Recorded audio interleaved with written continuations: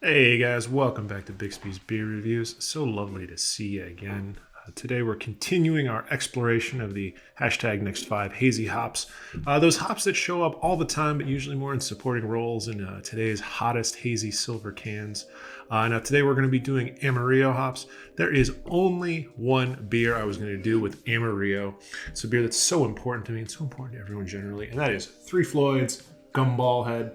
This beer, all Amarillo American Pale Wheat Ale. Now, you don't always have to go hazy to get the best hops have to offer. So important to me personally. Haven't always been from this wonderful mid-Atlantic region I now call home. Grew up in Chicago. Of course, Three Floyds from Indiana. One of my earlier truly transcendent craft beer drinking experiences was some of the first times I got a hold of some of their beers. So a brewery that's always near and dear to my heart. But Amarillo, also a very, very important hop to me, and important also again to the wider craft beer world. See, I think of it as a bridge between kind of two eras of craft beer that I was a part of. Sort of the late 2000s, early 2010s, back when the Imperial IPA kind of ruled the scene.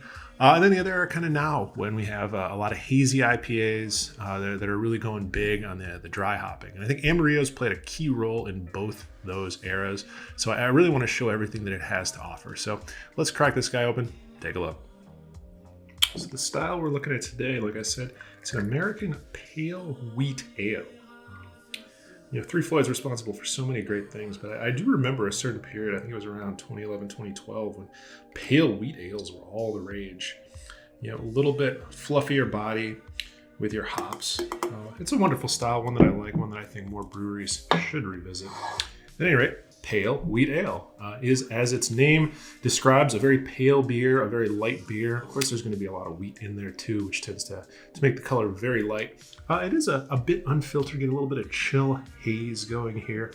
Certainly not a hazy IPA, but one that also shows a lot of a fluffy head here, very good carbonation, very, very thick, very persistent. So let's give it a smell. A wonderfully intense aromatic hop, and I think it's doing two really interesting things here that I think really account for Amarillo's enduring popularity. First off, it's a burst of fresh, sweet oranges. I had a Cara orange as part of my breakfast, and it reminded me just of that right when you rip open the rind and you get that first big blast of orange aroma from a very fresh orange. And I think that's why Amarillo in a way kind of prefigures the rise of Citra as a dominant hop. People just love getting a huge burst of citrus aromas when they stick their nose in their beer for the first time. And Amarillo to me was one of the first hops to really do that this intensely. But the other thing going on is it has a sort of a nice floral character to it. It's not quite piney, but it almost gets to sort of the savory side of floral, if that makes any sense. And it reminds me a lot of Cascade and Centennial, of those hops that you get in those big double IPAs that we used to drink around the 2010s. As those hops give you a balance mainly between grapefruit, intense, sour, bitter grapefruit, and pine, Amarillo kind of captures the middle ground where you get a richer, sweeter orange on one hand, and then a slightly foresty, floral aroma on the other.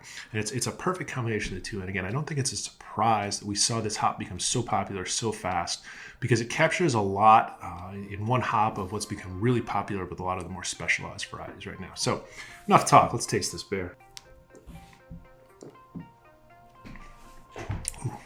Wonderfully clean and refreshing bitterness. This is in all intents and purposes an IPA because there's a nice clean bitterness, and then that's offset, although not quite balanced, by a slightly sweet, slightly grainy pills and wheat malt flavor, but then it really delivers those wonderful orange and slightly piney hop flavors that we got on the aroma. Overall, it's a slightly lighter bodied beer. It finishes a little bit drier, not unlike a lot of West Coast IPAs. But it still has a sort of, this is something that we've talked about in other wheat beers, most notably the fruited wheat beers that I advocate for drinking on the beach.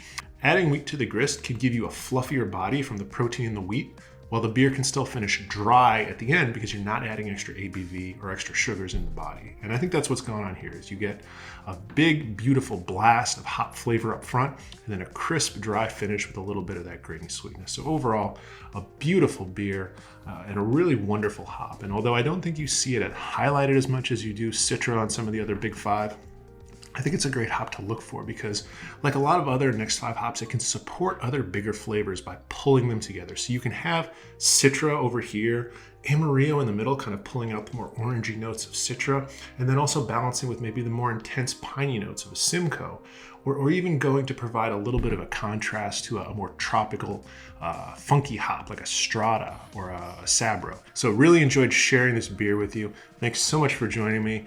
We'll be wrapping up the Next 5 any day now, and then we'll get on to another set of hops for us to check out. But until then, as always, like, share, and subscribe, and I'll see you next time.